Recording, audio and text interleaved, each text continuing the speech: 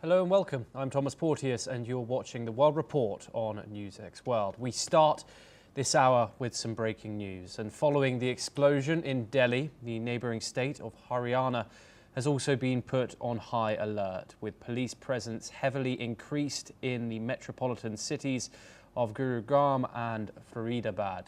Sources tell us Haryana police are fully prepared and ready to tackle any situation. Sources have now also revealed to NewsX World that following the blast in New Delhi, the eastern metropolis of Kolkata is also now in a high state of alert. Local police are coordinating with national agencies and tightening the security on the ground, with checkposts set up on key routes in the city. Okay, now joining us is Major General Dr. Rajan Kochhar. He's a senior strategic and defence expert, and he joins us live from the Indian capital. Now, of course, we are following this news that at least 8 people have reportedly been killed in this explosion near the Red Fort landmark in Delhi. We just broke the news that many of India's biggest cities have now been put on high alert. Major General Kochhar, what does this mean? First of all, Thomas, this is a terrorist attack in the heart of the capital, and the kind of visuals I'm seeing from the blast site, it is evident that an improvised explosive device has been used. We actually call it the IED. And now the forensic experts and the bomb disposal squads and the NIA, once they reach the spot, they'll be able to give us a better interpretation that what kind of explosive has been used and how many of these IDs were planted there. There is also a talk of ammonium nitrate, because if you remember yesterday 360 kgs of ammonium nitrate was seized from Faridabad. So we can't at this point of time, you will not be able to come to a conclusion whether RDX was used as explosive or ammonium nitrate. Major General, of course, we are currently on limited information. We do know from the government authorities that multiple cities have been put on high alert. However, we haven't been told what kind of explosion by officials has been used in this. Information, of course, is trickling through.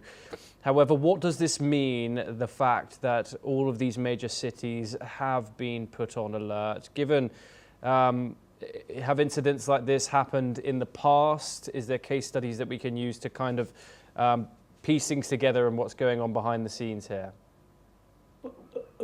Definitely, there has been intelligence reports earlier that densely populated areas had been surveyed by these people who have been arrested. One of them is in Ahmedabad, Naroda Fruit Market. In Lucknow also, we came to know that they have, recce'd those areas. So these inputs are coming from those areas where we have found these sleeper cells to be quite active of late. And especially if you see the south cities also, in Tamil Nadu and Kerala and other places, those have been the areas where a large preponderance of sleeper cells have been found to be active. So, it's a precautionary step, because please don't forget the Bombay blast, bomb blast number of years back, and they were, serial blasts taking place at that point of time. So right now we don't know how many blasts have been planned by these terrorists, but certainly precautionarily action has to be taken by the government and to issue a red alert.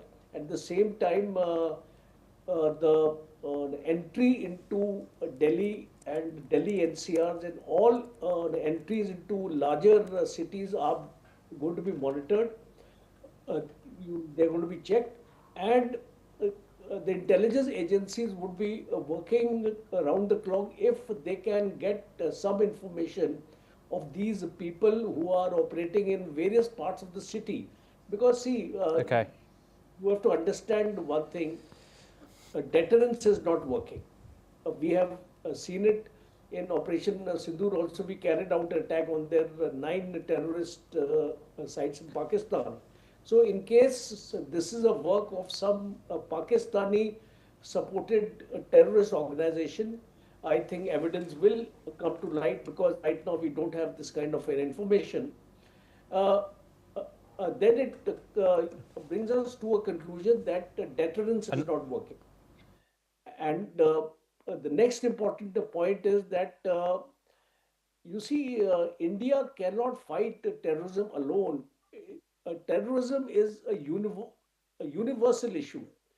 Countries like China and the United States, who are shielding Pakistan or who are supporting Pakistan, should also start speaking in the same language as far as terrorism is right. concerned. Apologies, Major General Kochhar. I just got some further information for our viewers coming through. The Indian Home Minister Amit Shah has also been briefed on the security arrangements in the national capital. Sources have told US have told us that the Indian Home Minister has spoken with the Chief of Delhi Police as well as the head of the Indian Intelligence Bureau. This, of course, comes as increasing security measures are put in place across the capital city, with several police barricades bringing the traffic to a slow trickle across the Indian capital. We have further information as well. The Delhi Police have now addressed the incident for the first time, addressing a press meet. The police commissioner has said that the blast occurred in a slow-moving vehicle which had passengers inside. The fire rapidly spread to other vehicles in the vicinity. The teams of the National Security Guard and the National Investigation Agency are on the spot. Further details from the Delhi Police are still awaited.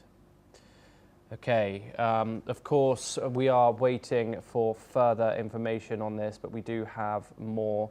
And the Indian Prime Minister, Narendra Modi, has reportedly also spoken with top executives involved and has taken stock of the situation. The Prime Minister also spoke with the Minister of Home Affairs, Amit Shah, and has discussed security measures in the national capital and across the country.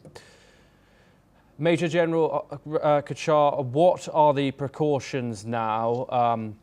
Of course, we know that authorities are taking in investigations. What do you think is going on at the scene? Of course, making these steps forwards to locate how and why this explosion has happened. What will the authorities on the ground be thinking now? You see, the first action is that on the site itself, they would have to take out those people who have been injured and take them to the hospitals and other things. The second important aspect is that the security has to be beefed up now, and there'll be areas on the road where the police is going to put barricades, is going to do frisking, checking, and all the vehicles which are moving within the city in prominent areas which are leading to the densely populated areas are going to be checked. The border of Delhi and all the Delhi NCR areas would also be on high alert now, and police people will be posted there for checking of the vehicles inside and which are moving outside. Next important is that intelligence agencies would be gearing up to locate, if they can locate some of these elements who are hiding in some areas in Delhi, because they do have at times this information also being made available through their own contacts and the surveillance, electronic surveillance means. And the next important aspect is, I think, advisory will have to be issued to all the people to avoid moving out. They should only move out in some if there is some urgent sort of work has to be done, or medical issues are there. Somebody has to be moved to the hospital for some kind of an emergency. But in the normal course, I think the people would be advised for the next 48 hours to remain indoors, because that will make the job of the policing more easier. And a last important aspect is, Okay. all the major cities of Delhi have been put on high alert, and a similar kind of prophylactic measures, as I mentioned right now, would be in place to ensure that security and vigil is maintained at all times, because this is one challenging moment for the country. Uh, a blast has occurred right in the center of the capital, and the selection of the target is also a Red Fort, which is the nerve center of Delhi, has been chosen in a very, very deliberate manner, so as to be sending a strong message to the leadership of the country. So all these things have to be taken note of, and the investigating agencies would, uh, uh, and especially the forensic teams, Yes. bomb disposal squads would be in location as of now, or maybe after a couple of hours. The area has already been cordoned off. So we would like to carry out a forensic investigation and see what kind of ID was used and with what intensity. The Okay. CCTV footage would also be gleaned through to find out that a slow moving car, as you mentioned, how many people were there in the car, were Yes. there suicide bombers, or it went off accidentally. Major General, I'm really sorry to interrupt you. Yeah. We have further information coming in from the scene where forensic teams of the police have now also reached the spot and are carrying out chemical analysis to determine the nature of the explosives used.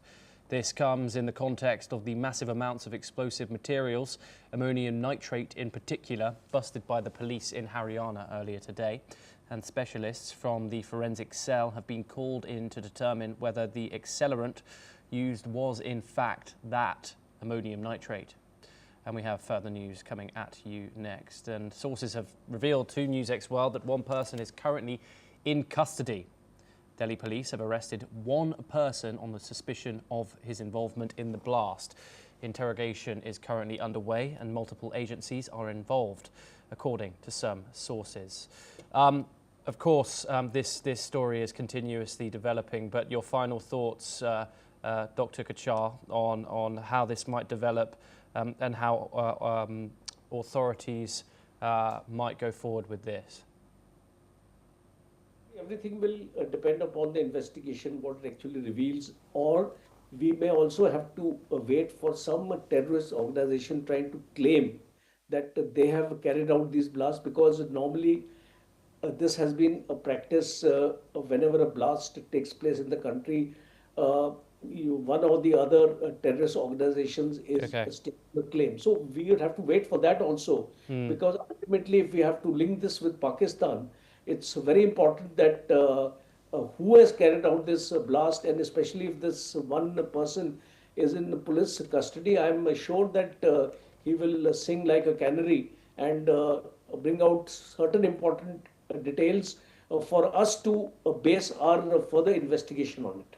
Yes, thank you very much, Dr. Kachar, for joining us here on NewsX World. We have some further information for our viewers. Let's take a listen in to what Satish Golche, who is the police commissioner of Delhi, who is currently present at the blast scene, and what let's listen in to what he has to say. आज करीब 6:52 पे एक यहाँ पे red light पे एक slow moving vehicle जो red light की तरफ आके रुका था, उसमें एक ये एक्सप्लोजन हुआ है। उस वक्त गाड़ी के अंदर जो पैसेंजर्स उसके अंदर ही थे, और इस एक्सप्लोजन से जो है आसपास की गाड़ियों में भी क्षति हुई। जैसे ही इसकी खबर मिली हम सारी एजेंसीज जो है Delhi police, FSL, NIA, NSG, उनकी टीम्स यहाँ पे आ चुकी हैं और हालात का जायजा भी ले रही है। हर तरीके से इस जो है एक्सप्लोजन के बारे में जांच की जा रही है और जल्दी ही इसका आकलन करके इसका जो भी रिजल्ट निकलेगा वो आपको बताया जाएगा। इस इंसिडेंट में कुछ लोग को इंजरीज भी आई हैं और कुछ लोगों की डेथ भी हुई है, तो वो अभी हालात का जायजा लिया जा रहा है और एग्जैक्ट फिगर्स जो हैं आपको कुछ ही देर में बता दी जाएंगी और सिचुएशन को रेगुलरली मॉनिटर किया जा रहा है और गृह मंत्री जी भी जो है उनसे रेगुलरली उनका फ़ोन भी आया था, उनको रेगुलरली ब्रीफ किया जा रहा है और उनको टाइम टू टाइम पूरी सूचना दी जा रही है और आगे जैसे भी हालात होंगे जो भी नतीजा निकलेगा आपको बताया जाएगा। अभी इसको आकलन किया जा रहा है।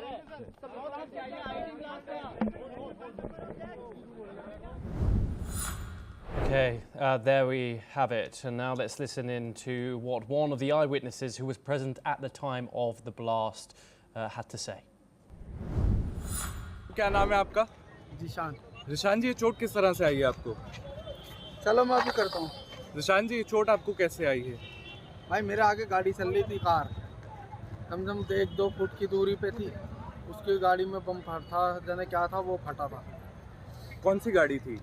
एसेंट थी जाने स्विफ्ट डिजायर थी। Okay, we will give you and bring you more information on that situation as it develops.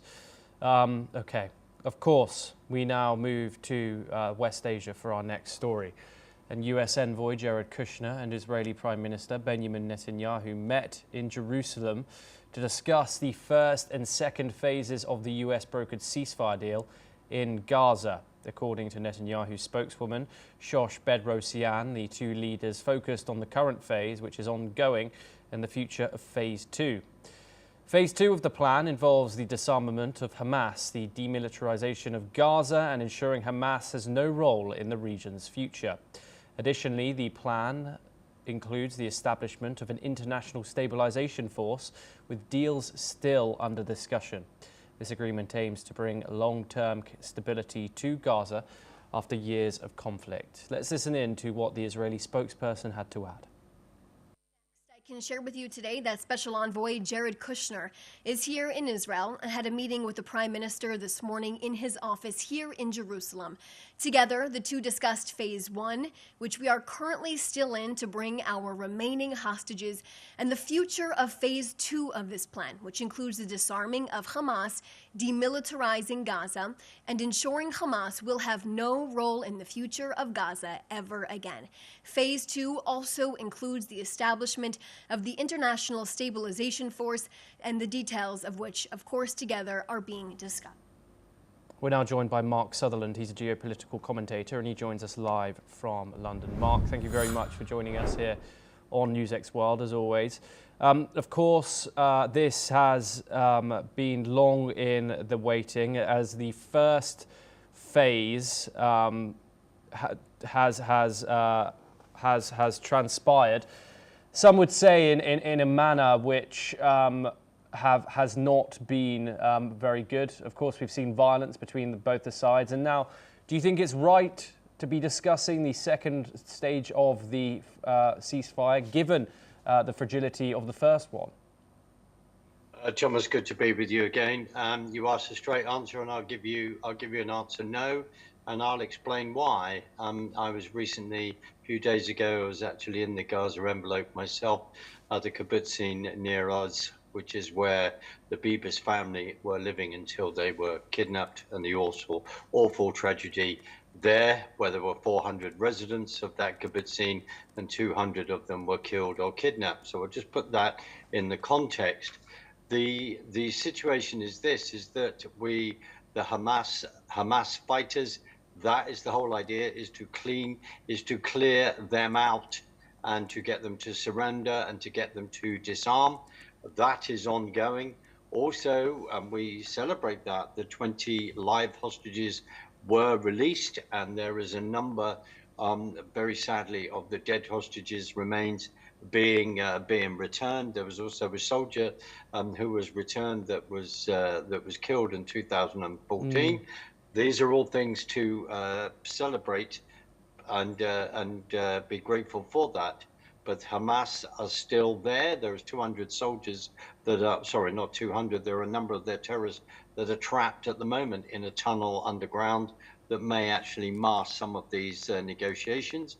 And also, Thomas, which is what is the international force to go in there? Yes. I mean, politically, I don't particularly think it's very good in Israel's interests to then have Qatar, to then have Turkey involved in this in regard to saying, right, are they then actually going to contribute and try and create peace in that situation? And also to remember, Erdogan, in the last 48 hours, has then issued arrest warrants against Bibi, the Prime Minister of Israel, Bibi Netanyahu, and other members of the government. So we have a situation that is profoundly fluid, to say the least, but it's about securing, in Israel's eyes, it's about securing their own security, and with Hamas still being involved in Gaza, then that is not going to be fulfilled until they disappear. If they do, and if you then fully disarm them, which is what we all want, but whether that happens, we're going to wait and see. Thanks, Thomas. Yeah, and obviously, of course, Donald Trump has spoken about this. J.D. Vance actually spoke about this, about the U.S. essentially putting pressure on Netanyahu's the Netanyahu administration in order to get this peace deal. Do you think that, of course, Israel has drawn some red lines? It doesn't want Turkey as part of this international stabilization force, among other things. Do you see the US making the decisions here and perhaps Netanyahu possibly conceding even more in this second phase? Well, we're going to wait and see. Let's just remember something about Turkey and Erdogan in regard to the fall of Assad and the bringing in of Jelani there. This is something that we also have to remember with their involvement in regard to Syria. So it's no wonder that Israel very much so has the concerns that it did, especially as the Syrian leader used to have a very high price on his head in regard to capture or death by the American authorities. So all of that is playing out. He's someone that's about to be visiting and meeting President Trump in the White House. That's another discussion. But it all contributes to all this in regard to their concerns. Now, also, I'll just be frank and say this. There are also concerns because Kushner and Witkoff also then have business deals with the Qatarians. That has to be said as well, and put that on the table. Diplomacy, politics is at the end of the day can be an extremely difficult game, and at times an extremely dirty game. But for the Israel authorities, government, they are remembering the 7th of October 2023 and the security of their own nation. There's a lot more to shake out in that regard. And I would say to you, in my own personal opinion, that I think Jared Kushner, Steve Witkoff need to see it through the eyes of Israeli security and understand that. As I said earlier, the amount of residents from one particular kibbutz, all of these that were murdered or taken hostage in the other events on that day around the Nova Festival and beyond, these factors are something that I believe Israeli citizens are not forgetting right now, and they want security, and also they want to be in a position that the situation that we've seen in Gaza since 2005 and then 2007 when Hamas were then elected is that stops, period, and that never happens again. And that is all on the table. And if I may say by ending this, and I do, to say that this is maybe far more complex than the Trump administration maybe wishes to face. I'm rather curious that it hasn't been the Foreign Secretary Rubio at the center of all of this negotiation. It's complex, but people also have to remember the links that other people have, and I don't necessarily think that they are good, particularly in Steve Witkoff and Jared Kushner's case. Thomas. Yes, Mark, do stay with us as we have further geopolitical updates to discuss. And more out of the United States, and the US president has sent a letter to the BBC threatening legal action after the corporation doctored a clip of his speech. Now, the BBC has confirmed receiving the letter and says it will respond to the president in due course. The Panorama programme, BBC's flagship current affairs investigative programme, broadcast an episode just before the 2024 US election that had been criticised for completely misleading viewers. Moreover, a former BBC standards advisor, Michael Prescott, said the programme was inaccurate. In response to the incident, BBC's chairperson, Samir Shah, has acknowledged that the edit of President Trump's speech was an error of judgment and added that he was considering for a personal apology. The apology follows the resignations of BBC Director General Tim Davie and News CEO Deborah Turness that earlier came today. Now, of course, Mark, we've seen Trump legal threats before against media outlets, some including the Wall Street Journal, of course, CNN. However, how will suing the BBC work? Of course, it's owned and paid for by the British taxpayer. Does that mean that British taxpayer money could possibly end up with Donald Trump if this goes through the courts? Yes, it does. If you're breaking it down in that particular way, yes, it does. But this is and you and I, we had a comment on it earlier. This is the important thing. When someone's saying that they're acknowledging a mistake, when you put the two pieces of footage side by side, you can then clearly hear what President Trump said on January the 6th, 2021, which is a subject that is very, very close to my heart. And then the fact that 1,600 people were arrested from actually being there when patriots went to exercise their constitutional rights and to bring into question the voting and what happened in the presidential election of 2020. And as we know, where it says that Biden then won with more votes than Obama. Well, you and I need about 3 hours to discuss that one. What the ramifications of this, I believe, is that the Trump administration, quite rightly, would like to make a point. This is just one of a number of cases to me, as we referred earlier, in regard to how they have then portrayed the Israel since the 7th of October. And well before that, too, as a wonderful article, Davie Keeley in The Conservative Woman, who breaks that down and says with Newswatch, this is 25 years of bashing on the BBC door, saying you need to clean up your act. And the Conservative didn't do that for 14 odd years. But how this will play out, in many ways, will the Trump administration I understand it, will use this as theatre and political capital, which actually confirms my own opinion, the bias that goes on and the ramifications for that in regard to Israel and in regard to other subjects. The other subject that was brought up was how then the BBC reports the whole transgender issue.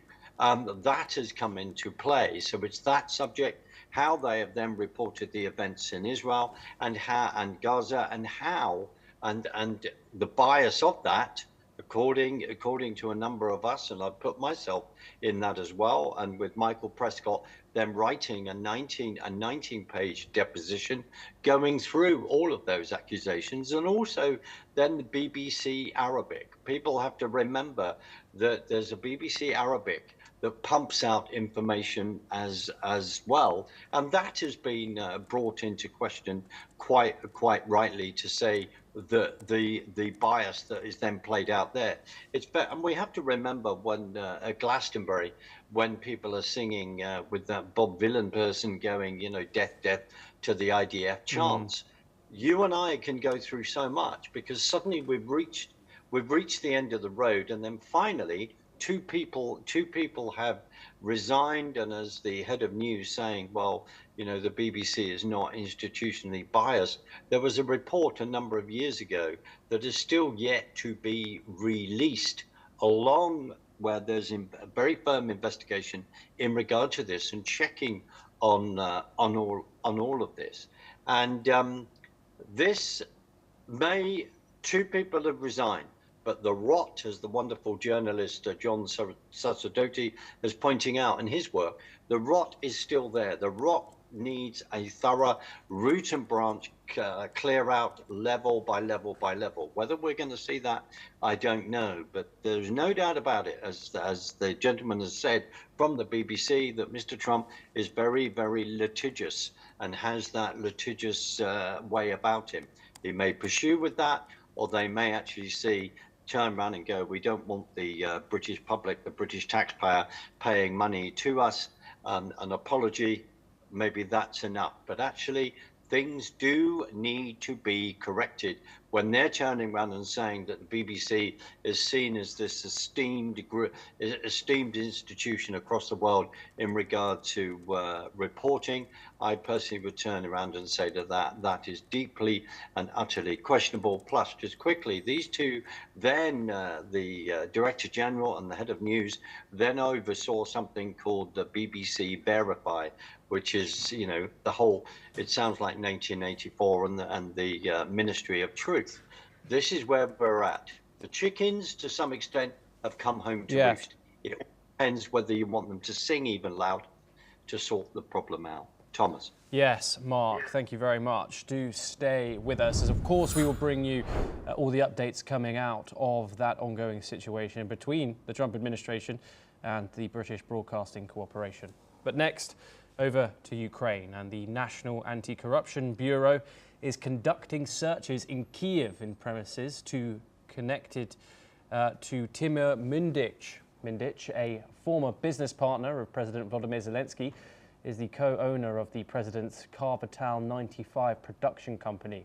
According to sources, the National Anti-Corruption Bureau is conducting a major anti-corruption operation in the energy sector together with the Specialized Anti-Corruption Prosecutor's Office. According to NABU, the group set up a major corruption scheme to control key state-owned enterprises, which even includes Energoatom, which is Ukraine's state-owned nuclear energy agency. The Anti-Corruption Bureau reported that the group was collecting bribes from the contractors amounting to 10 to 15% of each contract's value. We're once again joined by Mark Sutherland to talk about this.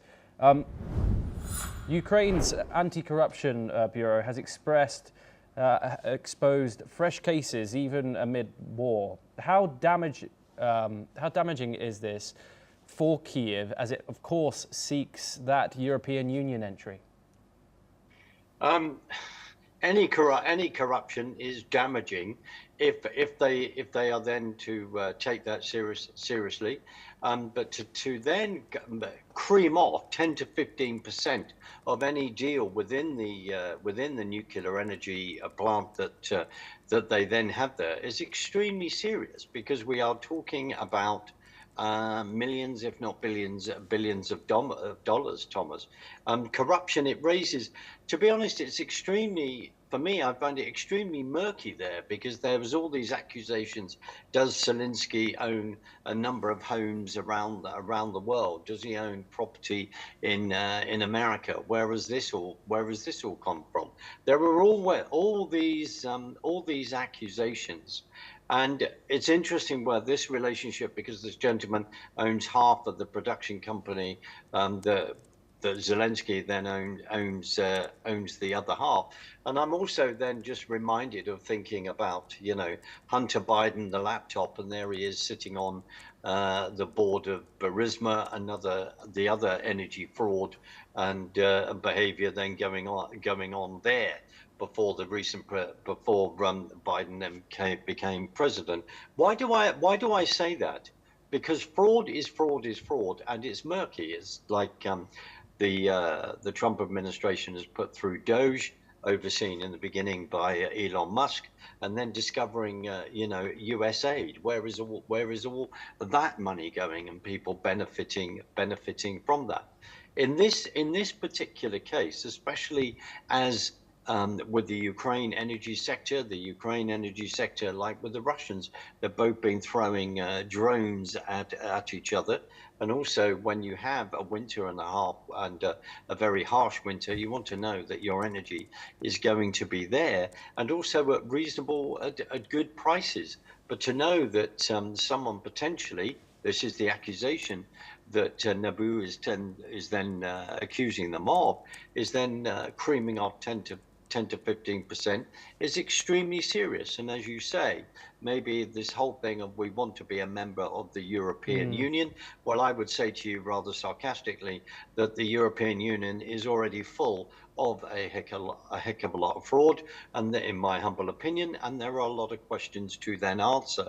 So you could say if you end up bolting someone on the side with the same kind of attitude, then it's going to be another bit of a swamp that they are going to contribute to. How seriously Europe and European leaders will take this, that is yet to be seen. But I can say this, that many citizens, including over here in the UK and in other European countries, they would take this very seriously as well, because they end up looking at their own governments and wondering about what Pacific fraud is also going on in the countries that they live in, that also then have to be investigated. Thomas. Yes, Mark, thank you very much for bringing us that information on the ongoing situation over in Eastern Europe. It's always a pleasure to have you here on NewsX World.